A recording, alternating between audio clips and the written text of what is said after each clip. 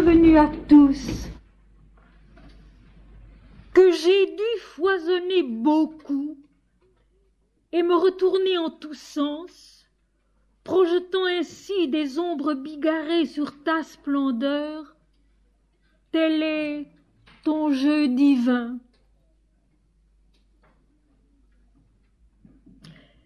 Tu poses une barrière à même ton propre être, et en myriades d'accents disjoints de toi, tu réponds à ton propre appel.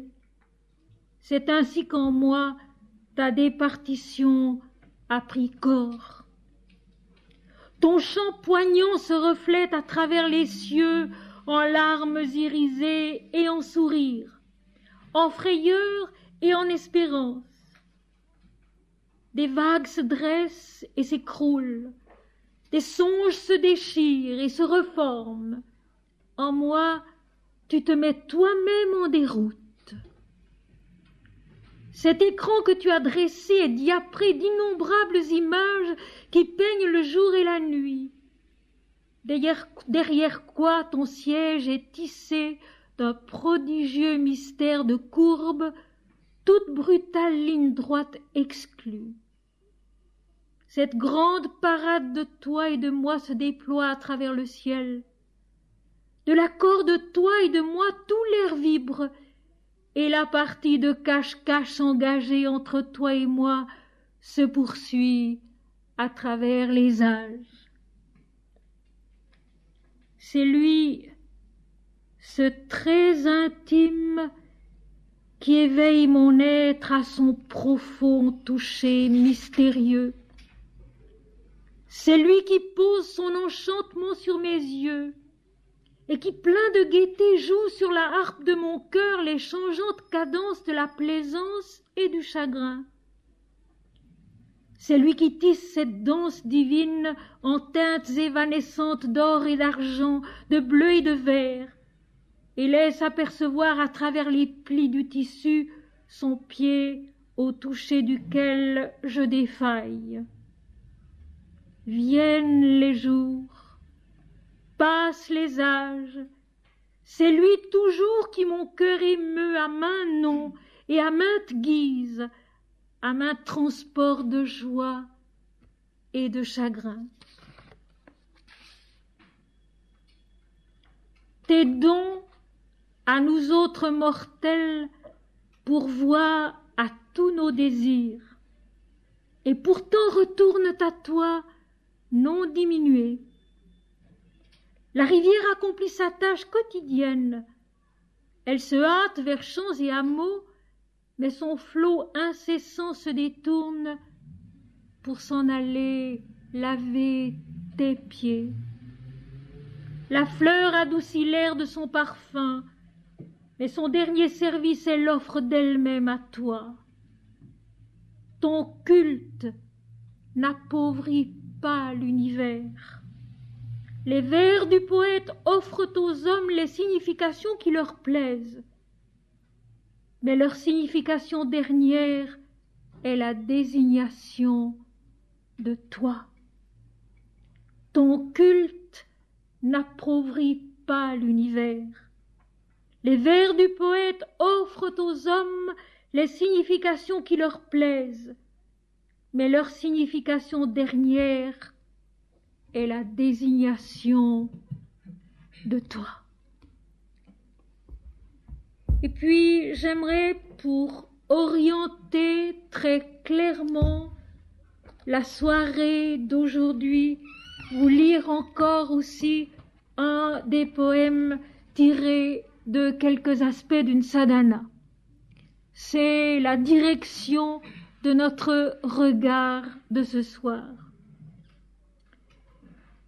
Si tout n'était que lumière, alors je serais en toi, Seigneur, la lumière éternelle. Si tout n'était qu'amour, alors je serais en toi, Seigneur, l'amour éternel. Si tout n'était que béatitude, alors je serais en toi, Seigneur, la béatitude éternelle. Si tout n'était que perfection, alors je serais en toi, Seigneur, la perfection éternelle. Si tout n'était qu'intelligence, alors je serais en toi, Seigneur, l'intelligence éternelle.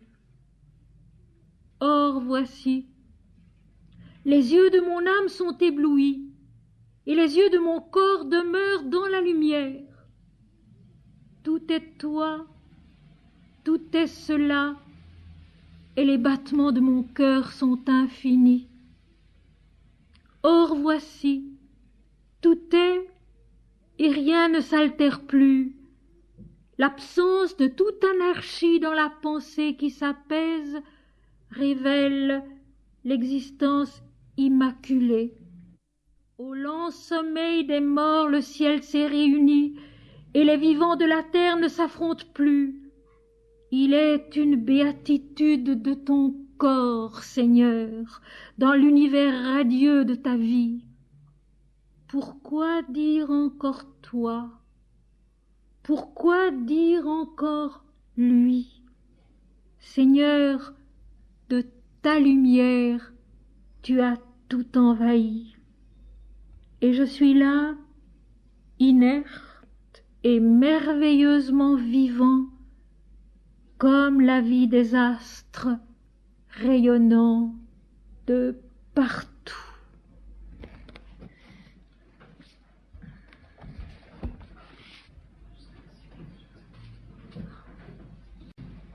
Mes chers amis, comme nous l'avons découvert hier soir, le roi Shvetaki, qui veut dire le pur, est donc notre âme, qui est claire, comme le signifie le terme sanskrit, Shveta, qui veut dire blanc, clair, qui est claire, qui est blanche, qui est la transparence de l'Éternel en nous. Ce roi Shvetaki porte en lui, comme notre âme, la soif insatiable de connaître Dieu. Et pour y parvenir, il multiplie les sacrifices les plus audacieux, ces sacrifices qui, comme nous l'avons vu, ne sont autres que l'effort fait avec l'aide du rituel traditionnel et donc des révélations anciennes de Dieu faites aux hommes qui permettent la croissance intérieure vers la toute lumière de la connaissance. Et nous avons vu que cette marche en avant, que cette quête de la lumière absolue se heurte à des difficultés inattendues. Les prêtres eux-mêmes, tout d'abord, ne veulent plus aider le roi Shvetaki à faire ses sacrifices, et puis ne le peuvent plus. Pourquoi? Parce qu'ils ont les yeux abîmés par la fumée des sacrifices. Image très juste de cet aveuglement qui atteint notre piété, phénomène que nous n'avons peut-être jamais formulé de cette manière, mais qui existe et que nous connaissons. Après un temps de ferveur profitable, il arrive un moment où les prêtres en nous, c'est-à-dire les énergies de notre vie spirituelle, ne peuvent plus avancer, elles sont aveuglées, notre foi elle-même est devenue aveugle.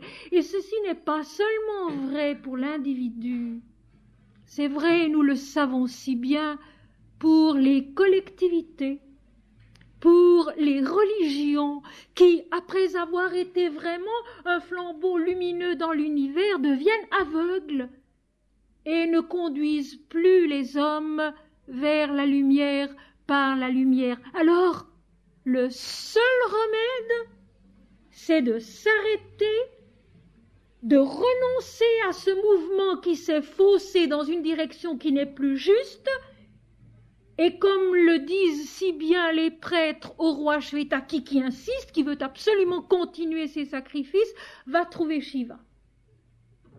Va trouver Dieu.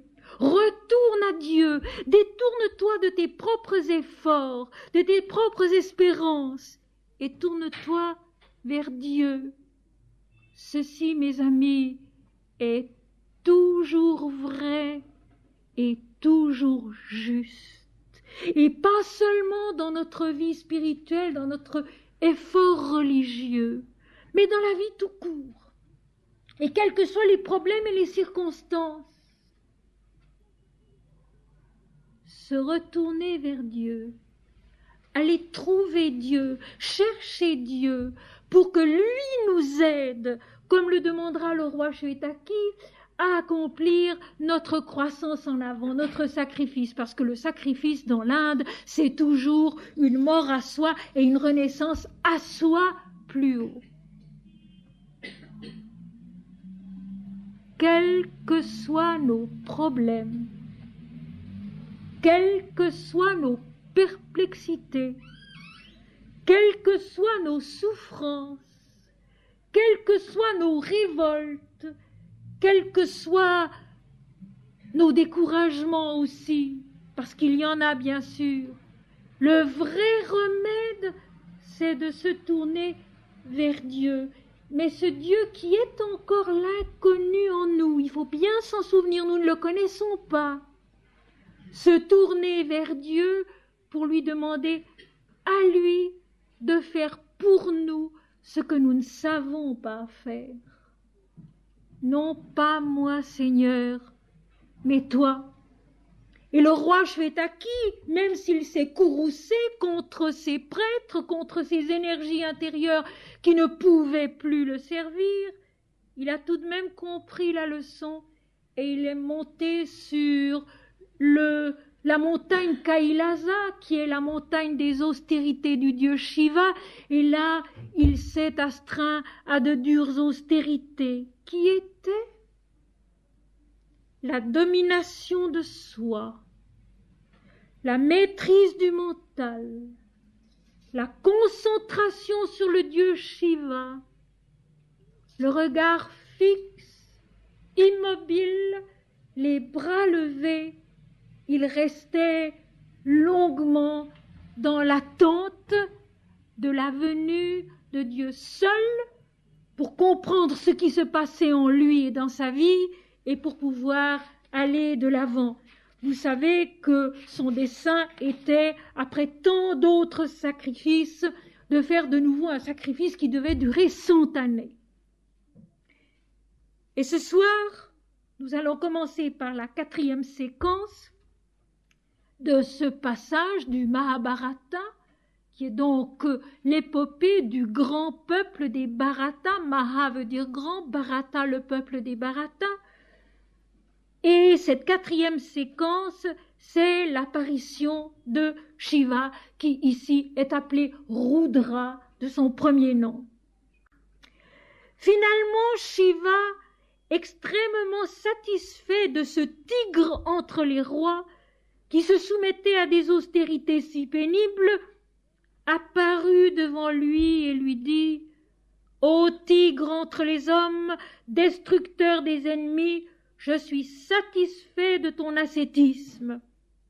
Demande maintenant au roi ce que tu souhaites que je t'accorde. » Ayant entendu ces paroles de Shiva à l'énergie incommensurable, le sage royal se prosterna devant ce Dieu à l'âme noble et lui dit par ces mots « Ô Bhagavan, ô bienheureux, ô toi qui es adoré par tous les mondes, si j'ai obtenu ta faveur, ô souverain Dieu des dieux, aide-moi toi-même, ô Maître suprême des dieux, à célébrer mon sacrifice. »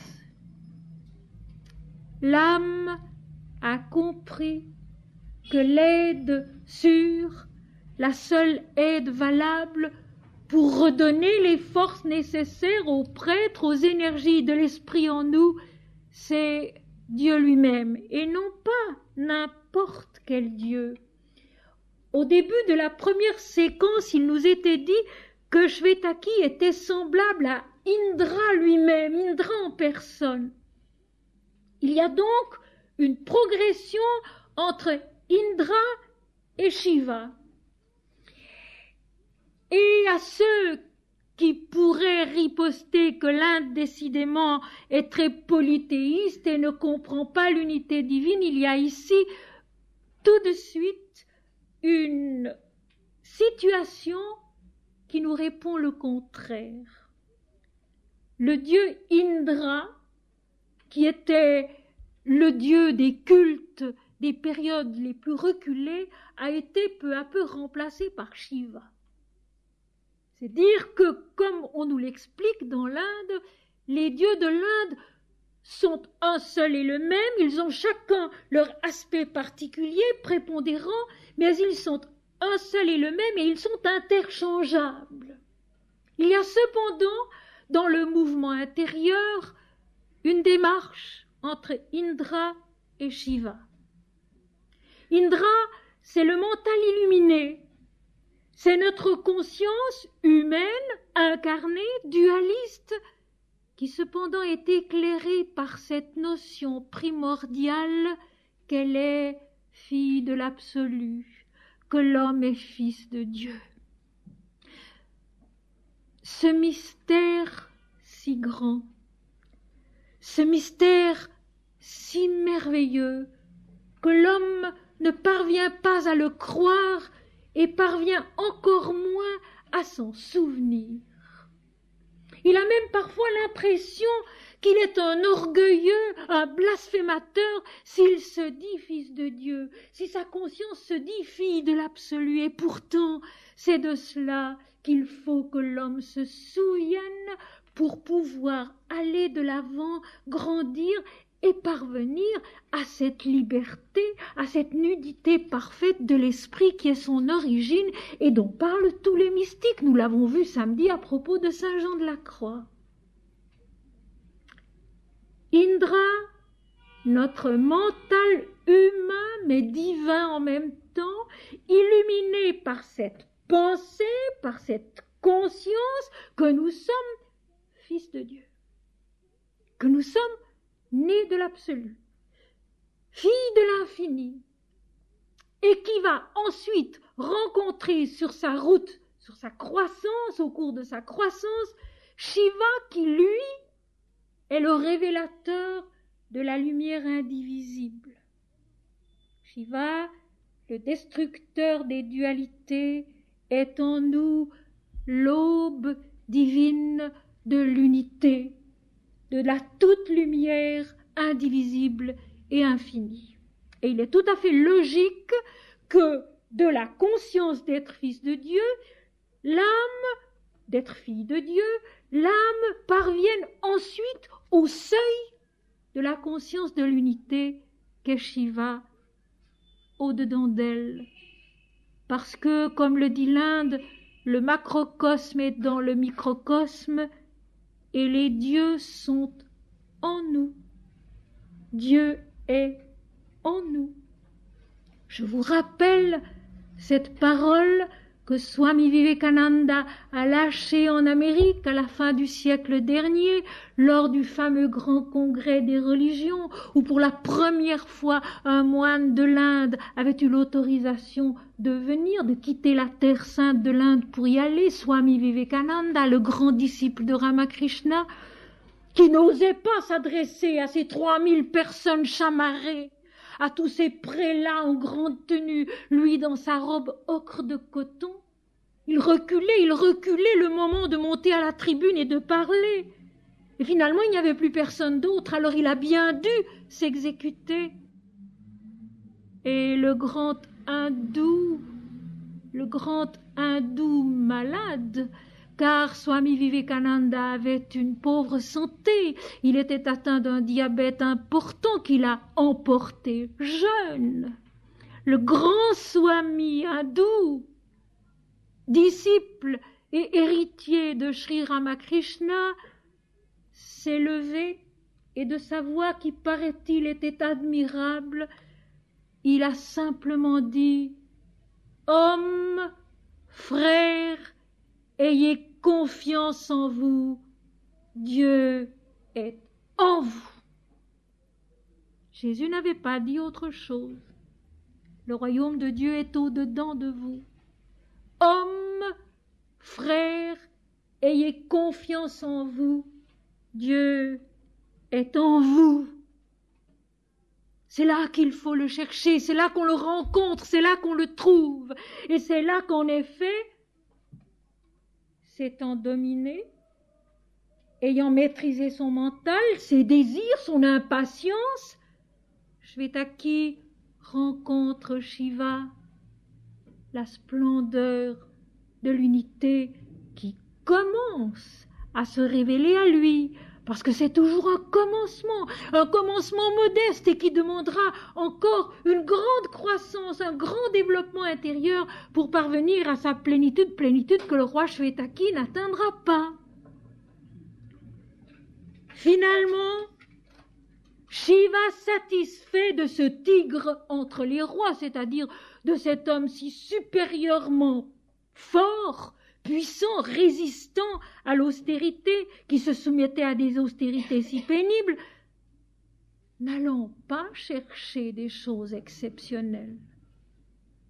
Vous savez, dominer ses désirs, ses impulsions, son mental, le centrer sur Dieu, c'est une austérité très difficile, la plus grande de toutes.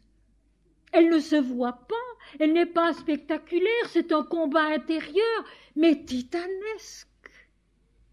Et de ceci, il faut aussi se souvenir humblement pour rester patient, pour rester confiant, pour rester joyeux, quelles que soient nos difficultés.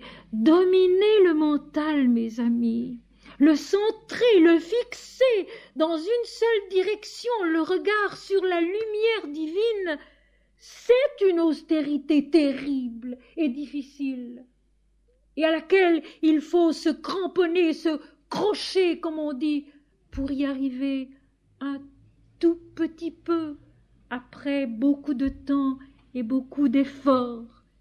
Et à cela, le souvenir de Dieu sous un nom ou sous un autre, l'adoration de Dieu sous un nom ou sous un autre, l'étude des saintes écritures, le recueillement quotidien, fréquent, sont des aides indispensables. Ce tigre entre les rois, qui se soumettait à d'aussi terribles austérités, c'est simplement la volonté de l'homme qui veut permettre à son âme de grandir en Dieu et pour cela fait ce qu'il faut afin que l'âme soit en paix dans une demeure qui est déjà en ordre. Nous avons vu cela samedi. Et je voudrais en passant vous citer une parole de Ma Krishnabai, qui vit encore en Inde actuellement, qui est donc la mère d'Anandashram, où vivait le bienheureux Swami Ramdas, et qui s'insurgeait sur les différences et les oppositions qu'on créait, même dans le yoga, entre les hommes et les femmes, et dans l'enseignement. Elle disait, mais non, il n'y a pas de différence entre les hommes et les femmes, il n'y a pas de différence entre les différents humains, il y a une seule chose qui les différencie, ceux qui ont la volonté de chercher Dieu et ceux qui ne l'ont pas. Ceux qui ont la volonté de chercher Dieu et ceux qui ne l'ont pas. C'est parfaitement juste, c'est tout simple, comme toujours dans la vie spirituelle, les vérités sont toutes simples. Eh bien, Shvetaki c'en est un qui avait la volonté de grandir en Dieu. L'homme permet ou empêche la croissance de son âme. L'homme permet ou empêche la croissance de son âme. Et Shvetaki est dit pur parce que justement, lui et son âme faisaient un et il avait la volonté de grandir dans son âme par la lumière de l'esprit. Donc Shiva apparut devant lui. D'une certaine façon qui n'est pas détaillée ici, peu importe, le Seigneur répond à la prière du roi, lui apparaît, lui donne la certitude de sa présence d'une manière ou d'une autre qui n'est pas racontée ici, et il lui demande, ô tigre entre les hommes, destructeur des ennemis, je suis satisfait de ton ascétisme. Destructeur des ennemis. Nous n'avons vu nulle part dans le texte précédent que Shvetaki ait eu à se battre contre des ennemis, et cet épisode du roi Shvetaki est unique dans le Mahabharata. Il n'est nulle part ailleurs question de ce roi dans ce grand poème épique. Donc, le destructeur des ennemis ici, c'est celui qui détruit les ennemis intérieurs. Les ennemis intérieurs que sont la paresse, le découragement, l'impatience, l'orgueil, l'égoïsme, la suffisance, tout ce qui empêche cette croissance humble, douce, calme de la vérité en nous. Parce qu'il s'agit en effet d'une croissance humble, douce et calme. Il faut nous en rappeler. S'agiter, s'impatienter, s'exciter, se courroucer contre soi-même et contre son incapacité ne sert absolument à rien. Dieu sait, Dieu fait, Dieu est en nous et dans le monde, et c'est lui qui donne la possibilité de grandir. Ce n'est pas nous qui avons à l'exiger. Jamais. C'est Dieu qui donne. Je mettrai devant toi une porte ouverte. Apocalypse chapitre 3, verset 8. Une porte ouverte que nul ne fermera. Destructeur des ennemis, c'est détruire tout ce qui en nous trouble. Je ne dirais pas du tout la quiétude, parce qu'il s'agit d'un combat, mais la paix du combat. La paix du combat. Combat il y a, mais de toute façon ici-bas, la vie est un combat. Combat il y a, mais la paix du combat. C'est-à-dire avancer, se heurter aux obstacles et se rappeler que le Seigneur des obstacles, qui les met devant nous et qui les surmonte pour nous, c'est Ganesha. Alors, Om Shri Ganapataye Nama, Om Shri Ganapataye Nama, Om Shri Ganapataye Nama. Et puis, se souvenir que nous sommes là pour servir Dieu et lui laisser la victoire à lui. Alors, Om Hum Hanumate Manaha, Hanuman, le serviteur parfait du Dieu Rama. Om Hum Hanumate Manaha, Om Hum Hanumate Manaha. Et nous avons la contrepartie toujours dans la Bible. Seigneur, me voici pour faire ta volonté. Seigneur, me voici pour faire ta volonté. Et alors le Seigneur vient à notre aide. Je suis satisfait de ton ascétisme. Et cette satisfaction de Dieu, c'est un état d'unité. Ce n'est pas un état extérieur à nous. Dieu n'est pas satisfait de nous, face à nous, hors de nous. Il est satisfait de nous à l'intérieur de nous. Nous retrouvons ici la phrase dont je parle si souvent, Matthieu 3, verset 17, au moment du baptême du Christ, la voix qui descend du ciel et qui dit « Celui-ci est mon Fils bien-aimé dans lequel je suis satisfait, comblé ». Quand Dieu est satisfait de quelqu'un, il est satisfait dans cette personne. Il est comblé dans cette personne. C'est-à-dire que cette personne est elle-même née à un état de plénitude intérieure où Dieu domine. Est-ce que vous me comprenez bien? C'est encore un état intérieur et non pas un état extérieur. Nous parlons toujours un langage mystique ici, bien sûr, avec tous les textes que nous lisons. Donc, il s'agit de vie intérieure et tout doit être compris de l'intérieur et intériorisé. Tous les textes, mes amis. Que ce soit la Bible du commencement à la fin, que ce soit le Mahabharata du commencement à la fin, que ce soit les Védas, que ce soit les Upanishads, que ce soit la Bhagavad Gita, les expliquer extérieurement comme quelque chose qui est hors de nous, c'est les trahir. C'est les trahir. Et on le fait, cela, toujours. Parce que l'homme a une peine immense à rentrer en soi sans rencontrer son ego qui lui barre la route et qui lui dit « moi je ». Ce qui établit tout de suite une dualité. À rentrer en soi pour y voir Dieu. Ce qui est maintenant le cas du roi Shvetaki. Il est parvenu là. Il voit Shiva qui lui apparaît, et qui lui apparaît intérieurement, et qui lui dit « Je suis satisfait, je suis comblé en toi.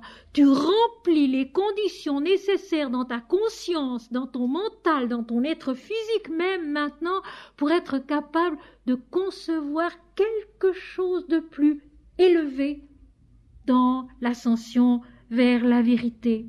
Demande maintenant au roi ce que tu souhaites que je t'accorde. Demande maintenant ce que tu veux. Et ceci aussi, il faut bien le comprendre.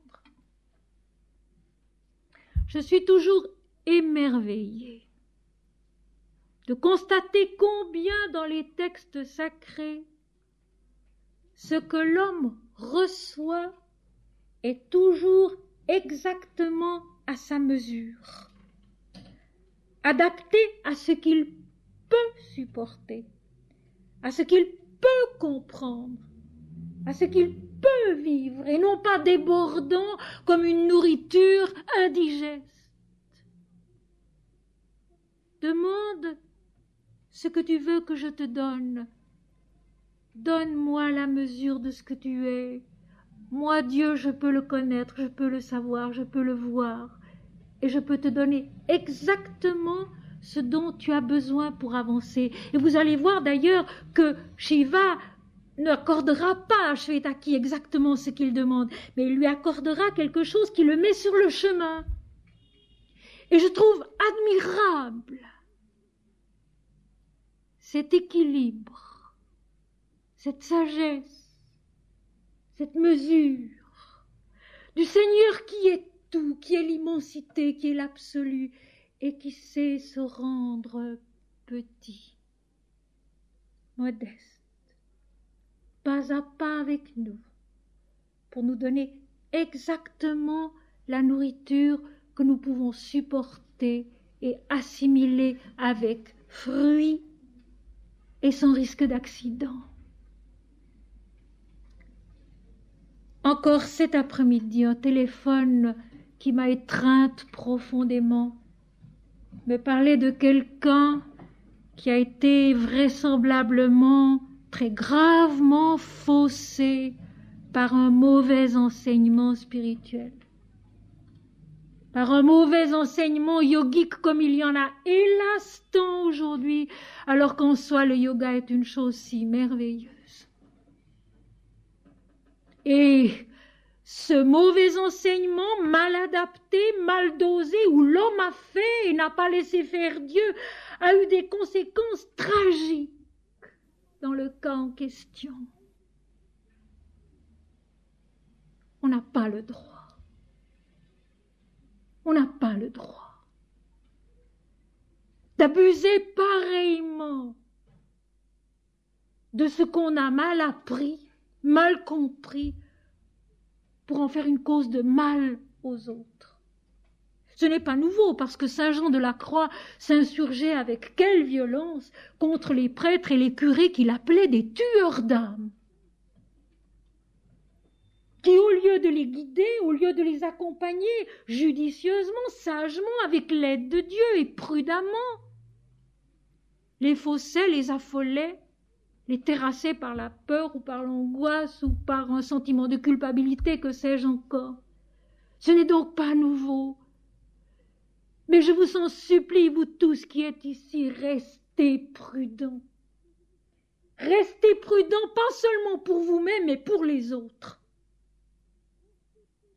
Soyez un exemple qu'on peut suivre, et non pas une folie qui va désaxer d'autres êtres.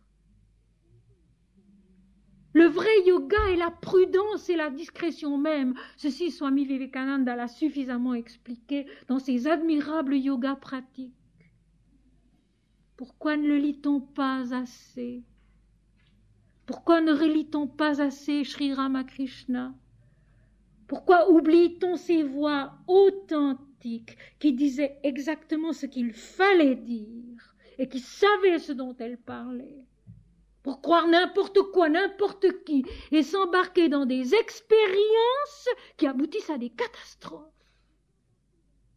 Très souvent,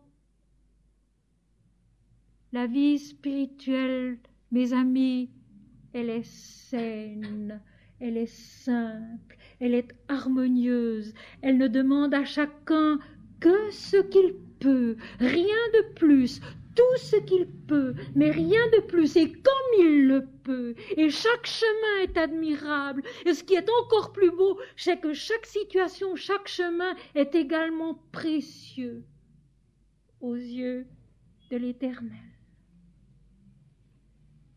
Si humble qu'il soit, si petit que soit l'effort possible, demande maintenant ce que tu souhaites que je t'accorde. Le Seigneur va s'accorder au souhait sincère, c'est-à-dire à la vérité de l'être à ce moment-là. Et ceci, mes amis, j'en ai fait l'expérience, je ne peux pas dire combien de fois, à quel point la réponse à chaque moment était exactement mesurée à ce que je pouvais être, comprendre et devenir, et rien de plus. Et voilà pourquoi il ne faut pas se souhaiter plus haut qu'on est, parce qu'on tombe. Il ne faut pas se souhaiter plus grand qu'on est, parce qu'on se détruit. Il faut s'accepter soi-même comme on est. Je ne dirais pas comme on disait autrefois, avec ses défauts et ses qualités, non. Avec ses possibilités et avec ses difficultés. S'accepter tel qu'on est. Alors, ayant entendu ces paroles, le sage royal se prosterna devant ce Dieu et lui demande tout simplement « Ô bienheureux, aide-moi toi-même à célébrer mon sacrifice. » Et là, je dirais que le roi Shvetaki est absolument dans la note juste. Il s'en remet à Dieu. Le Seigneur lui dit « Que veux-tu que je t'accorde ?» Et lui, il répond « Eh bien, toi, aide-moi. Toi et personne d'autre, puisque je me suis heurté au-dedans de moi-même à des difficultés que je n'attendais pas. » Et comme je l'ai dit hier, quand on se heurte à ces difficultés, quand on se heurte à ces moments où on ne peut plus avancer, eh bien, il ne faut pas se frapper la poitrine, il ne faut pas s'affoler, il ne faut pas dramatiser. C'est comme ça, un point, c'est tout, c'est normal. Et il faut attendre que ça passe et qu'on puisse repartir, l'attendre de Dieu, en faisant autre chose. Il y a tant de bonnes choses à faire ici-bas, en faisant autre chose, très simplement. Il y a tant de bonnes choses à faire ici-bas, tant de petits travaux qui reposent l'esprit, qui détendent le mental et qui permettent à l'âme de se remettre à rayonner tout doucement au-dedans de nous. Alors Shiva répond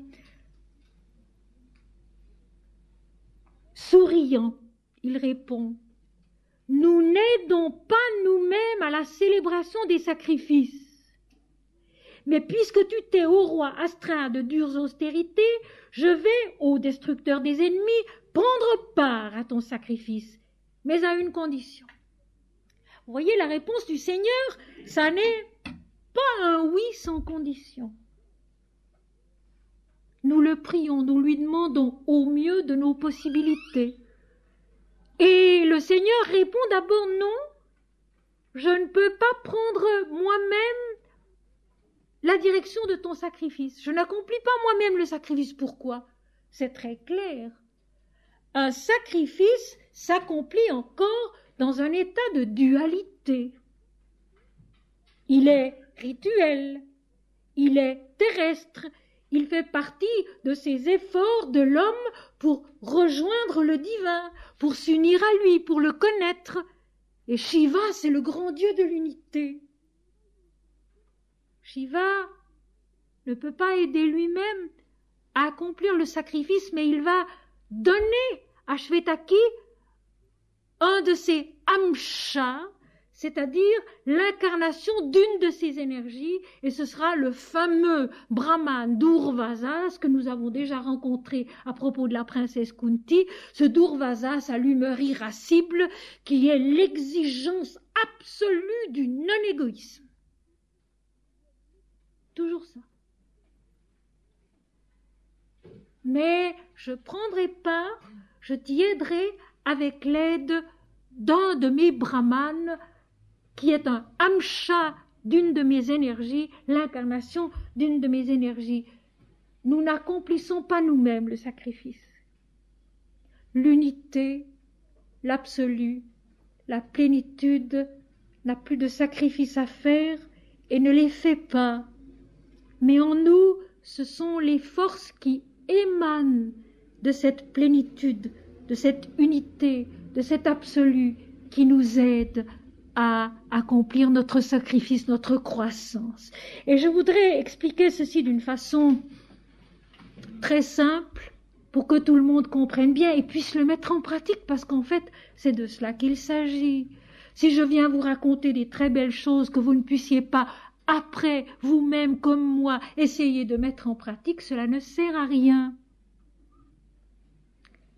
Un jour que j'avais écrit, il n'y a pas très longtemps, à Mahananda Mayi pour lui demander son aide dans une situation difficile, elle m'avait répondu ceci: il faut toujours faire tout son devoir et s'en remettre à cela qui est l'impersonnel, le seul qui soit. Eh bien, c'est exactement la situation où nous nous trouvons ici avec le roi Shvetaki. Il va accomplir son sacrifice sur un plan encore très inférieur, nous le verrons à la fin du récit. Il va accomplir son sacrifice, il va le réussir, son sacrifice, avec l'aide des brahmanes et avec l'aide de Durvasas, le puissant brahmane à l'humeur irascible, l'exigence parfaite du non-égoïsme. Et en ce faisant, il est aidé par Shiva à travers son amsha, il est aidé par la conscience de l'unité, par cela, l'infini lumineux, qui est précisément la lumière à laquelle nous devons toujours regarder. Et ça n'est pas si facile que cela. En toute chose, dans chaque pas accompli pour avancer, se souvenir que ce n'est qu'un pas, une situation encore très modeste, très inférieure, et qu'il faut la placer sous l'éclairage de l'infini, de l'éternel, de l'absolu, qui donne à chaque instant son vrai sens, son vrai poids, sa vraie dimension.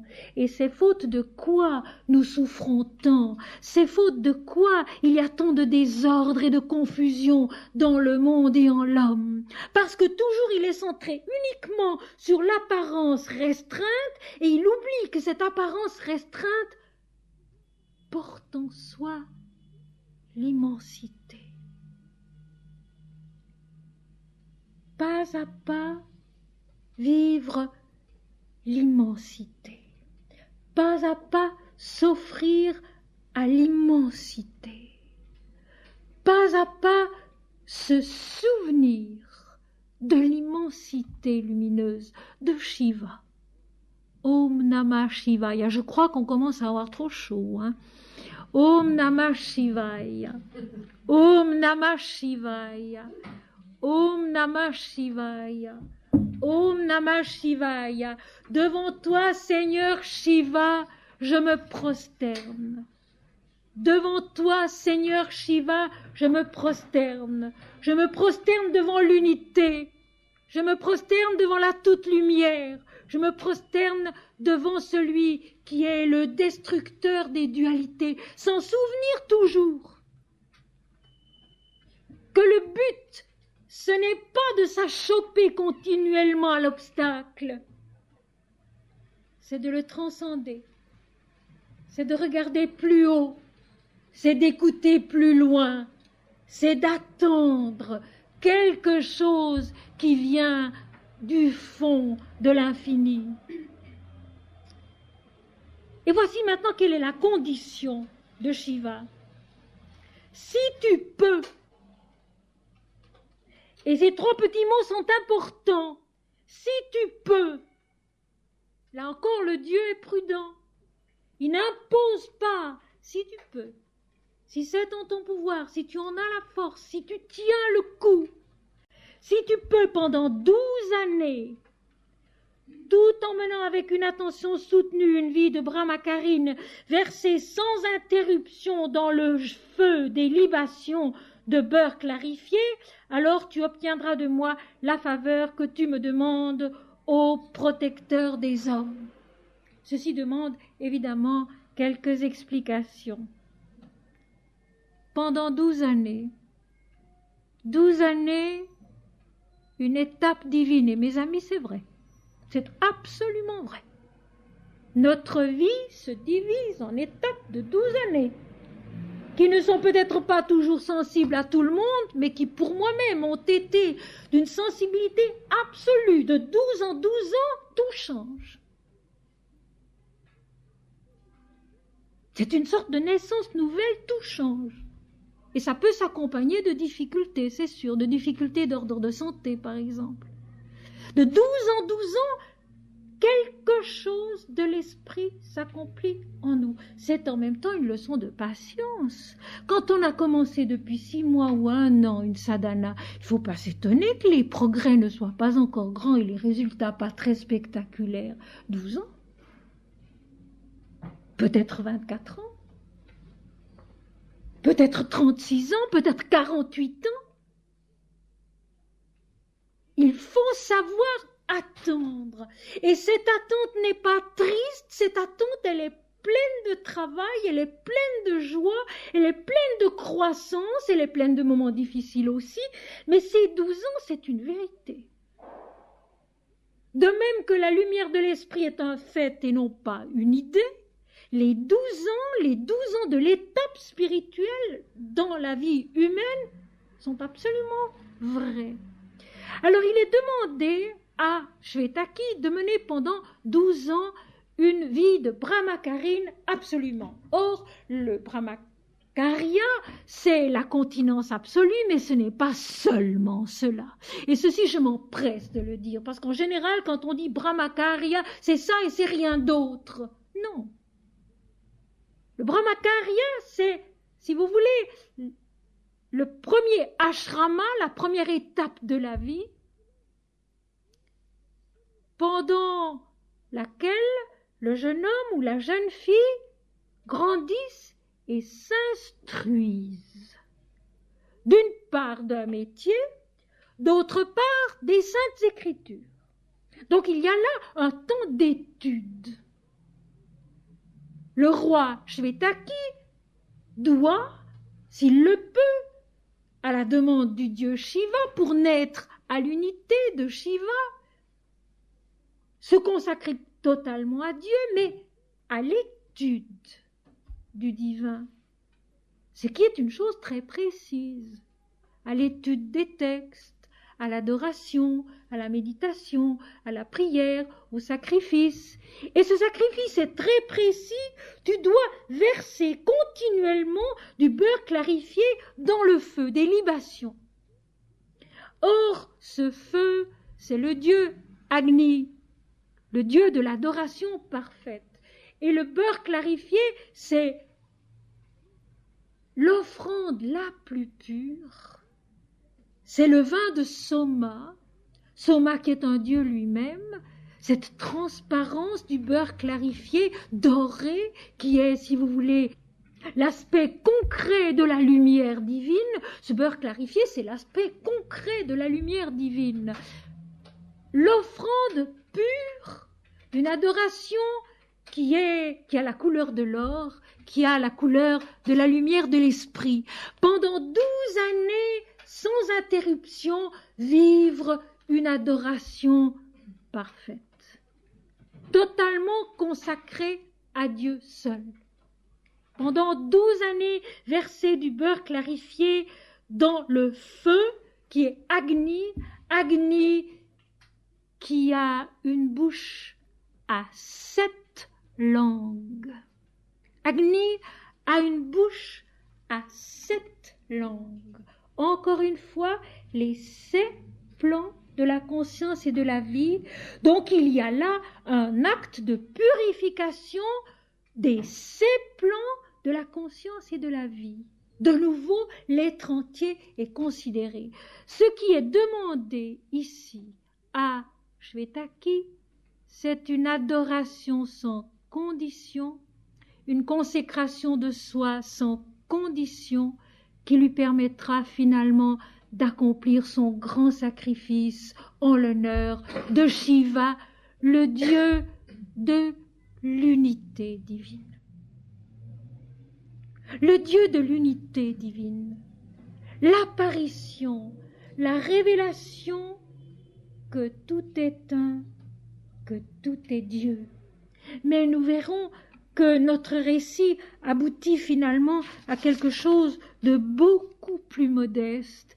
Et je trouve qu'il y a là une grande leçon à apprendre, une leçon de patience et aussi de prise de conscience que l'aventure spirituelle est quelque chose d'immense, d'insondable. Et que nous qui avons tellement hâte d'avoir fini, d'avoir réussi, d'être arrivés, eh bien toujours à nouveau les textes nous mettent devant ce fait, c'est qu'en réalité il n'y a qu'un tout petit bout du chemin qui a été accompli. Et ceci ne doit pas nous décourager, parce que le travail en lui-même est merveilleux. L'effort et la joie autant que le but. L'effort et la joie autant que le but. C'est au terme de ces 9 mois de prison que Saint Jean de la Croix a dit: une seule des gloires et des grâces reçues par le Seigneur pendant ce temps-là ne sont pas trop payées par des années de prison. Que sont nos difficultés en regard de ces moments où vraiment, comme Jésus le dit aux serviteurs fidèles, nous entrons dans la joie du Seigneur. Et de ces moments-là, nous en connaissons tous, d'une façon ou d'une autre. Nous en connaissons tous, de ces moments où l'être entier est pris, submergé par une joie, par une certitude, par une sorte de délivrance intérieure. Ça ne dure pas, c'est sûr. Il faut recommencer à marcher plus bas, c'est sûr. Mais ça a eu lieu. Et ça nous a marqué du sceau de l'Éternel, du sceau de l'infini. Ça nous a donné la preuve concrète que c'est bien vrai, que c'est bien juste, et que, comme le dit si bien Sri Aurobindo, Dieu est là, et Dieu est le seul qu'il vaille la peine de suivre. Dieu est là, et pas seulement Dieu est, mais Dieu est là, en nous, parmi nous, au milieu de nous, avec nous. Et Dieu est le seul qu'il vaille la peine de suivre. Et dans ces textes, Dieu est. C'est presque palpablement qu'on le sent. C'est presque palpablement qu'on en prend conscience. Et voilà pourquoi l'étude des Écritures saintes est tellement précieuse et tellement recommandée. Elle apporte des éclaircissements sur beaucoup de problèmes. Elle apporte des réconforts et puis surtout, elle nous fait grandir. Et on s'en aperçoit quand on reprend, par exemple, comme je l'ai fait cette fois-ci pour le roi Shvetaki, après bien des années, le même texte. On y voit tellement plus de choses. Il s'est comme éclairé du dedans et on y pénètre plus profondément. Quand ces 12 années d'adoration, d'amour divin parfait furent écoulées, Shvetaki revint trouver Maheshvara, donc Shiva. Et le créateur des mondes, quand il vit Shvetaki, cet excellent monarque, dit aussitôt pleinement satisfait, « Ton action, au meilleur de tous les rois, m'a donné satisfaction. Mais, au destructeur des ennemis, le droit de diriger les sacrifices appartient au Brahman. » Donc vous voyez, en somme, comme un bon pédagogue, le Seigneur conduit notre âme pas à pas par le chemin juste qu'il connaît lui, révélant les impossibilités pas à pas, mais donnant aussi chaque fois la possibilité qui est à notre portée. Ce sont les hommes de Dieu, ce sont les brahmanes, ce sont encore en nous les énergies de la piété qui sont maîtresses du sacrifice et qui doivent le préparer avec cette supervision de la conscience divine qui exige la lumière absolue au-delà de toute notion du moi individuel. Toujours cela. Durvasas, le grand brahman à l'humeur irascible qui ne tolère aucun égoïsme. Et ceci, il faut s'en souvenir, parce que si on porte en soi cette soif juste, légitime, nécessaire de notre âme qui aspire à connaître Dieu, il faut se dire que ce n'est pas possible tant que le moi-je en nous est trop prépondérant. Et vous savez, dans l'Ancien Testament, cette notion était déjà. Quand il est dit au livre de l'Exode, l'Éternel parle et il dit « L'homme ne peut me voir et vivre ». Ceci ne veut pas dire que si l'homme voit apparaître Dieu, il tombe foudroyé, mais ceci veut dire exactement cela. Quand l'homme est capable d'appréhender la présence du Seigneur en lui dans sa vie, son ego est déjà surmonté, est déjà mort, est déjà effacé. Il est né au non-égoïsme si important. En toute chose, ne jamais dire « moi je ». Dans aucune situation, dans aucune circonstance, ne jamais dire « moi je », mais toi, Seigneur. C'est ainsi seulement qu'on est fort, fort contre ce que toutes les écritures sacrées du monde appellent le mal. Le mal, le seul vrai mal qui soit, et qui est l'oubli de Dieu. L'oubli que nous sommes les enfants du Seigneur. L'oubli que nous sommes faits de sa substance, de sa lumière, de son esprit. Non pas moi, Seigneur, mais toi. C'est ainsi seulement qu'on est fort, ici-bas, pour combattre ce qu'on appelle le mal.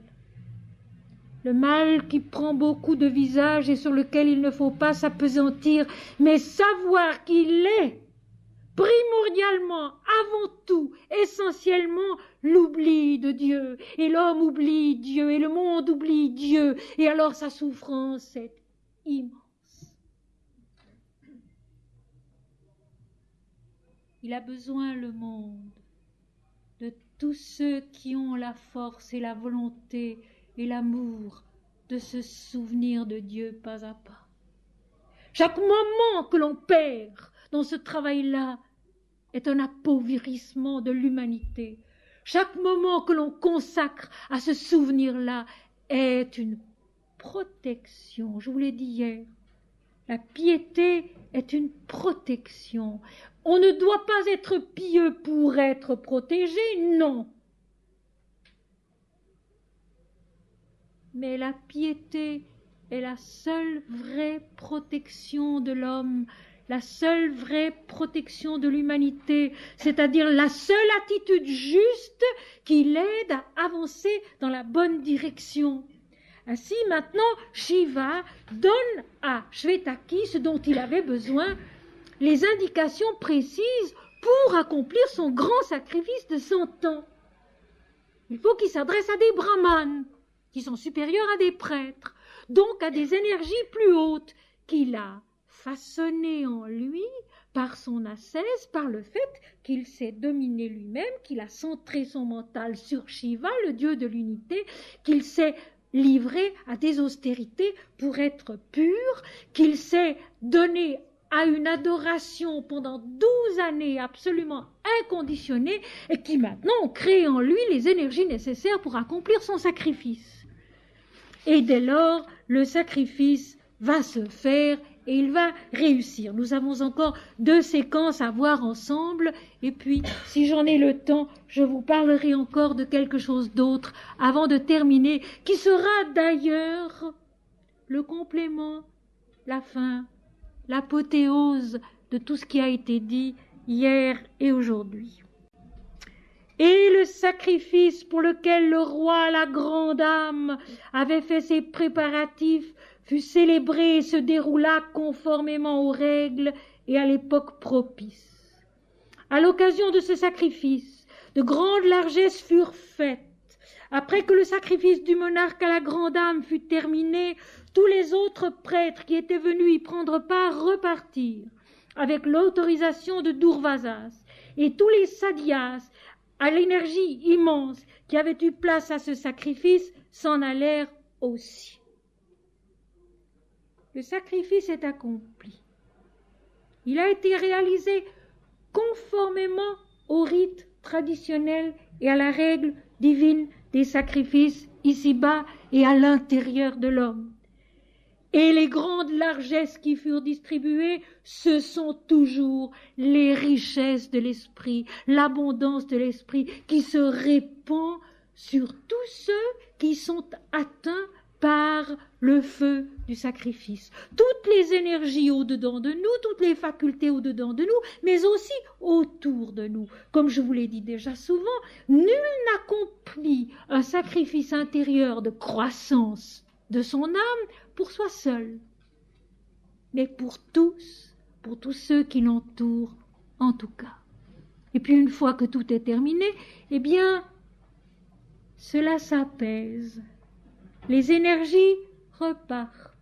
Elles sont venues, elles ont donné leur puissance, elles ont réalisé le sacrifice comme il devait l'être, et maintenant, avec l'autorisation de Durvasas, cette incarnation d'une énergie de Shiva, les prêtres s'en retournent, tout le monde s'en va. Qu'est-ce qui, en fait, a été conquis par le sacrifice? C'est ce que nous allons voir dans la petite séquence suivante, qui est un peu surprenante. Il faut se souvenir des efforts énormes développés pour en arriver à ce sacrifice.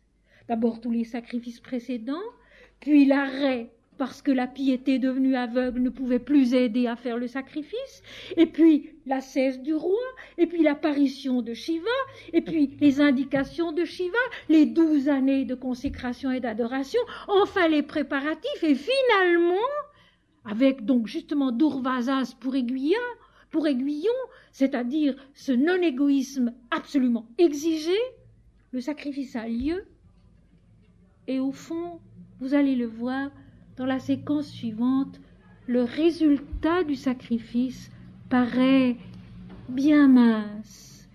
Et je pense qu'il y a là une très grande et belle leçon. Le noble et heureux monarque rentra alors dans sa capitale. Le retour à la vie. Le retour à la vie.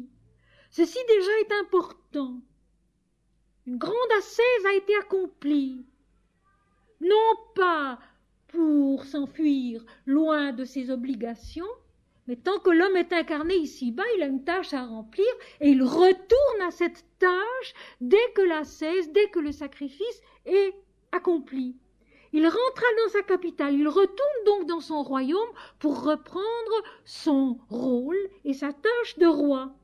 Vénéré par les nobles et heureux brahmanes qui connaissent les Védas, encensé par des panégyristes, félicité par les citoyens.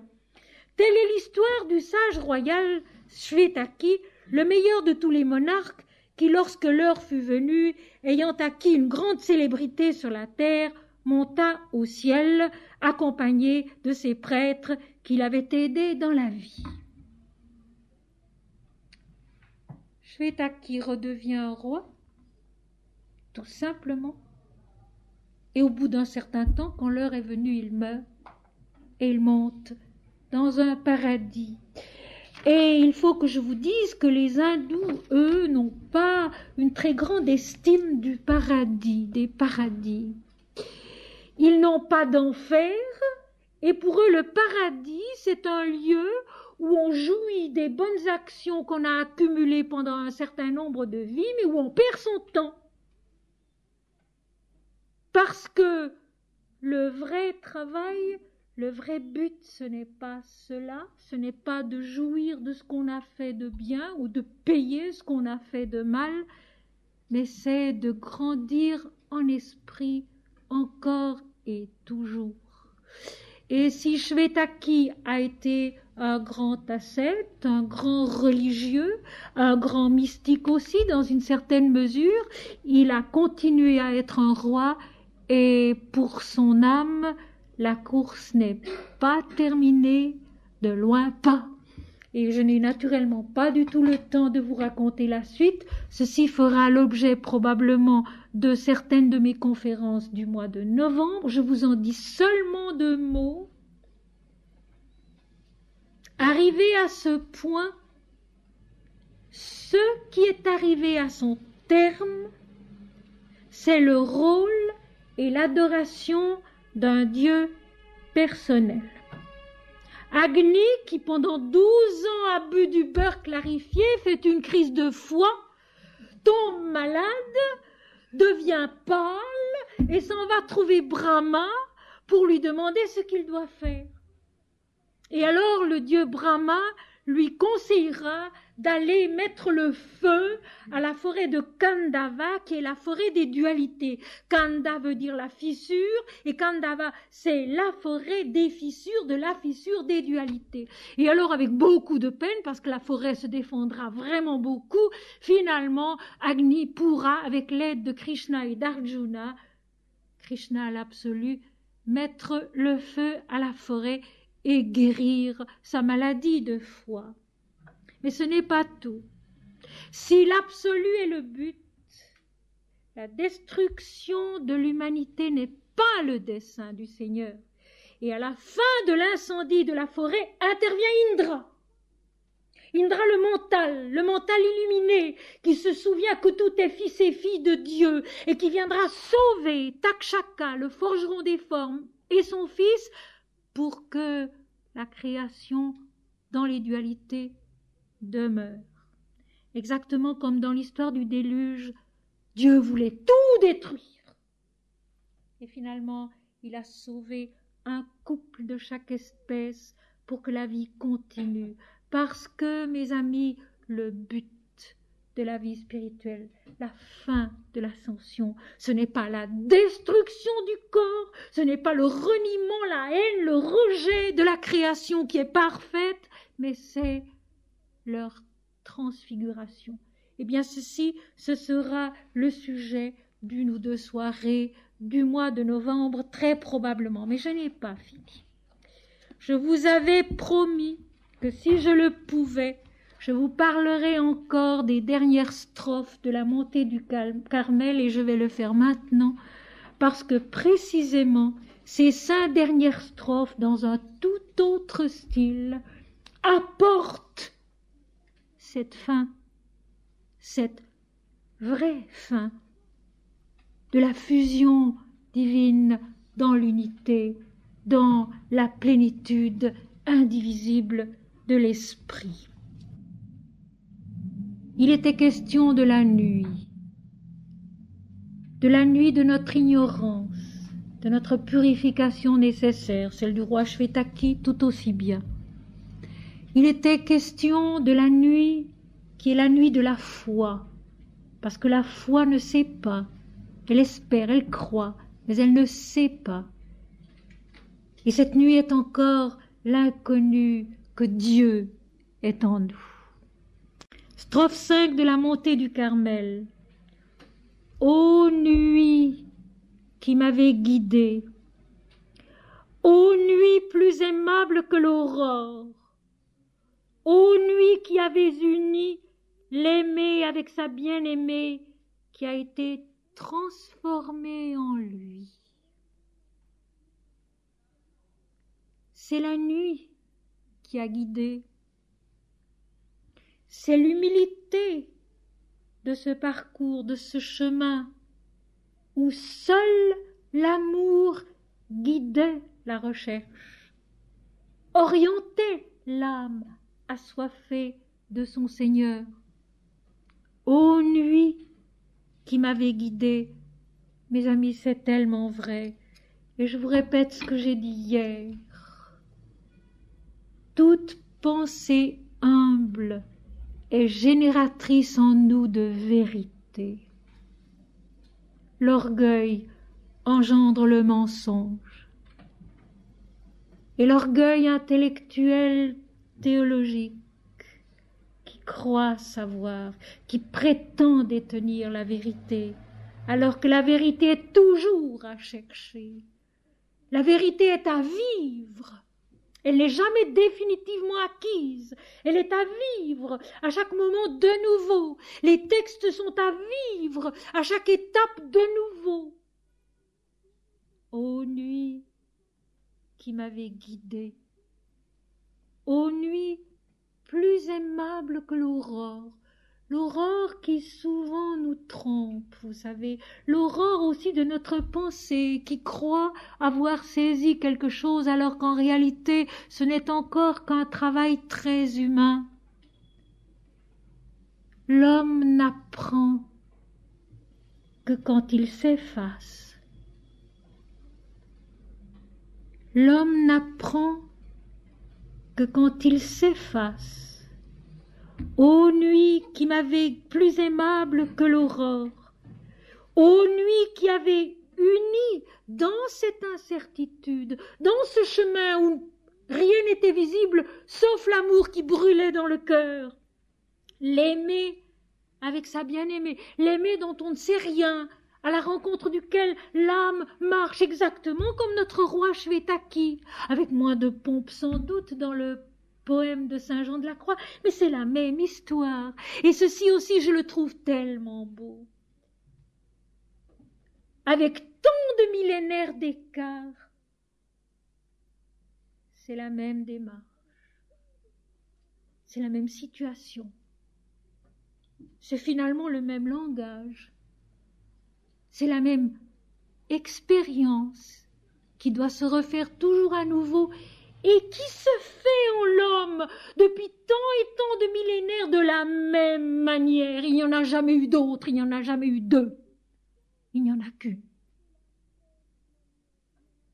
L'aimer avec sa bien-aimée qui a été transformée en lui.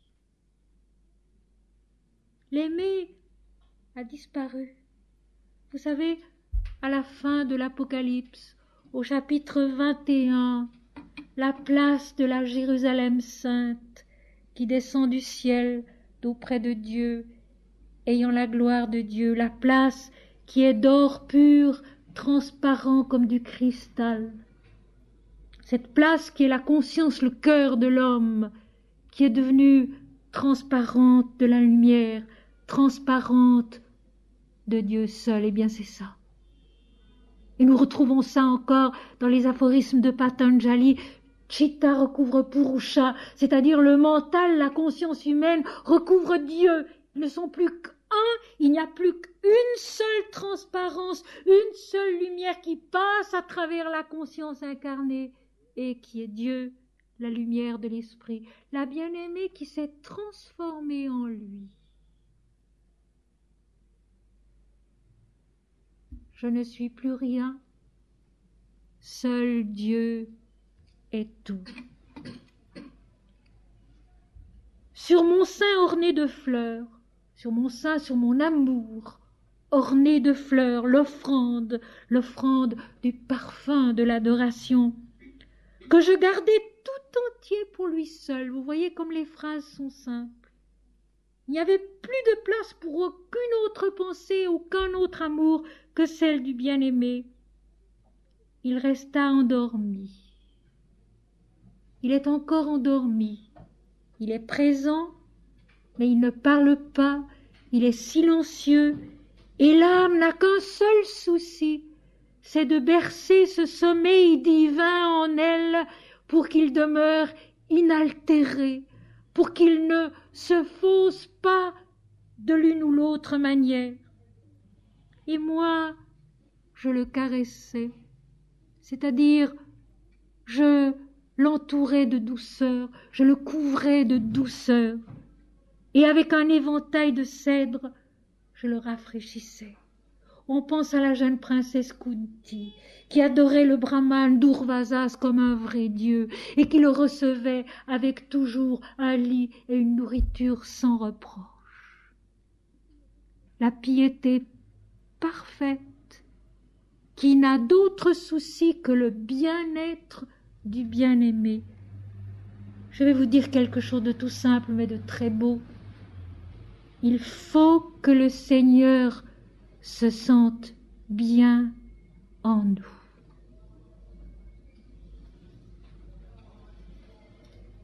Il faut que le Seigneur se sente bien en nous. Et pour cela, il faut la caresse, la douceur d'une pensée humble et tranquille qui garde son repos s'il a envie de se reposer. Ici, le Seigneur se repose. Il se repose sur l'amour de l'homme. Est-ce que ce n'est pas immense, cela? Ici, le Seigneur se repose. Et il se repose dans l'amour de l'homme. Est-ce que ce n'est pas immense, cela? Ce rôle qu'a l'homme, ce pouvoir qu'a l'homme de permettre au Seigneur de se reposer dans son amour et d'être bien. Avec un éventail de cèdre, je le rafraîchissais, la fraîcheur de l'adoration, la fraîcheur de la piété, la fraîcheur de l'âme pure. Quand le souffle provenant du fort soulevait déjà sa chevelure, de sa douce main posée sur mon cou, il me blessait, et tous mes sens furent suspendus. L'aube divine se lève. Vous avez entendu lundi soir, en mon absence, la conférence sur l'hymne védique « L'aube divine ». Eh bien, la voilà. La voilà. L'éveil, le matin de Dieu en nous. Quand le souffle provenant du fort, venant si léger, si frais, comme s'il avait parcouru tout l'océan avant de parvenir jusqu'à nous, quand le souffle provenant du fort soulevait déjà sa chevelure, c'est-à-dire le ranimait, l'éveillait. De sa douce main, le Seigneur s'éveille. Posé sur mon cou, il me blessait. Il y a contact, et contact douloureux. Pourquoi? Parce que c'est l'ultime contact divin où l'homme va perdre la notion de son ego, à mourir à soi pour renaître à l'infini. Et ce moment n'est pas facile. Rappelez-vous simplement l'histoire de Ramakrishna avec Totapuri, quand il a voulu dépasser l'amour de la mère divine pour entrer dans l'absolu. Il n'y parvenait pas, Son amour de la mère divine était tel qu'il ne pouvait pas l'effacer de sa conscience, et finalement, il l'a brisé avec la discrimination de sa conscience et il est entré dans l'absolu. Et Golgotha, mes amis, c'est aussi un de ces moments. C'est aussi un de ces moments où dans l'humanité et pour l'humanité, Dieu meurt à soi, à la manifestation de soi pour révéler sa plénitude. De sa douce main posée sur mon cou, il me blessait, c'est-à-dire il me frappait de l'épée tranchante de sa vérité pour me faire mourir à moi-même et naître à lui, seulement lui, et tous mes sens furent suspendus. C'est l'oubli mystique, le moment où la conscience perd la notion de l'être individuel. Je restais là et m'oubliais, le visage penché sur le bien-aimé, la contemplation. La contemplation bienheureuse,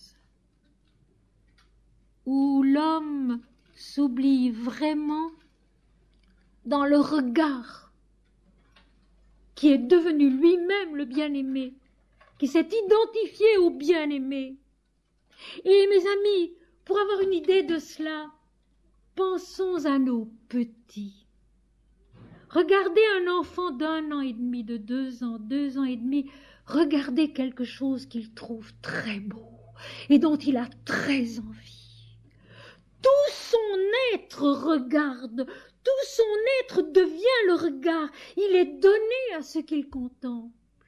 Eh bien, c'est une image, cela, qui reflète parfaitement le regard mystique de la contemplation intérieure, où toute la vie de l'homme est concentrée dans cette seule chose, le bien-aimé, que la conscience, que l'âme voit. Tout le reste a disparu. Il y a une sorte d'adhésion de tous les éléments de notre nature qui fait que nous vivons seulement dans ce regard intérieur de l'âme qui voit Dieu et qui l'aime et qui cette fois-ci le connaît. C'est le bien-aimé avec un B majuscule. Tout cessa pour moi et je m'abandonnai à lui. L'âme se laisse aller totalement à la joie du don d'être à cela qui est la nature même de sa lumière et de sa vie. Et les 2 derniers versets du cantique de la montée du Carmel sont si beaux parce qu'ils sont tellement humbles, tellement simples, qu'ils sont vraiment le ciel sur la terre et la terre dans le ciel. Je lui confiai tous mes soucis. Donc nous avons avant ces vers très mystiques et tous mes sens furent suspendus. Je restais là et m'oubliais, le visage penché sur le bien-aimé. Tout cessa pour moi et je m'abandonnai à lui. Je lui confiai tous mes soucis. Toute larme sera séchée de leurs yeux, dit l'Apocalypse au chapitre 5. Toute larme sera séchée de leurs yeux, et je m'oubliais au milieu des lys. Le Sahasrara, le lotus à 1000 pétales épanoui. Les lys de la pureté, les lys de la blancheur, la nature du divin. Je m'accomplis dans la blancheur divine, dans la blancheur immaculée, infinie, indifférenciée de l'esprit. Ça, c'est le but. Ça, c'est la fin, et non pas un paradis où l'on goûte la récompense à ses bonnes actions. Les bonnes actions comme les mauvaises sont effacées, oubliées. Tout ce qui était la dualité de la vie ici-bas est dépassé, non pas détruit, non pas renié, non pas haï, non pas rejeté, détruit, mais non, les lys encore, mais transcendé. Les lys de la terre sont devenues les fleurs de la lumière céleste, et les fleurs de la lumière céleste vont désormais rayonner dans les lys de la terre, parce que Saint Jean de la Croix l'a dit lui-même, quand on revient de là et qu'on regarde de nouveau la terre, le monde, on n'y voit plus que Dieu seul. Mes amis, c'est cela le seul vrai but de toute vie religieuse, de toute recherche spirituelle, de tout effort mystique. Conquérir la connaissance, grâce à Dieu, de l'unité fondamentale, essentielle et totale de l'existence pour pouvoir la reconnaître ici-bas aussi. Et je terminerai par cette parole de Ramakrishna que vous connaissez déjà. C'est depuis que je vois Dieu en tout homme que je connais Dieu. C'est depuis que je vois Dieu en tout homme que je connais Dieu.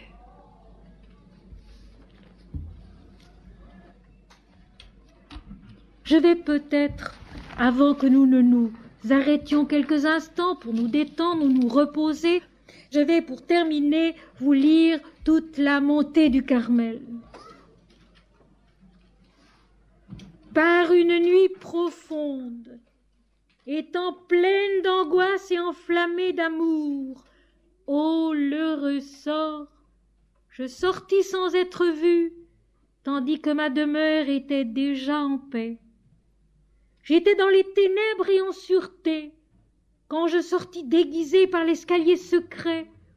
Ô l'heureux sort, j'étais dans les ténèbres et en cachette, tandis que ma demeure était déjà en paix. Dans cette heureuse nuit, je me tenais dans le secret, personne ne me voyait, et je n'apercevais rien pour me guider que la lumière qui brûlait dans mon cœur. Elle me guidait plus sûrement que la lumière de midi, au but où m'attendait celui que j'aimais, là où nul autre ne se voyait. Ô nuit qui m'avait guidée, ô nuit plus aimable que l'aurore, ô nuit qui avait uni le bien-aimé avec sa bien-aimée, qui a été transformée en lui. Sur mon sein orné de fleurs, que je gardais tout entier pour lui, il resta endormi, et moi je le caressais, et avec un éventail de cèdre, je le rafraîchissais. Quand le souffle provenant du fort soulevait déjà sa chevelure, de sa douce main posée sur mon cou, il me blessait, et tous mes sens furent suspendus. Je restai là et m'oubliai, le visage penché sur le bien-aimé.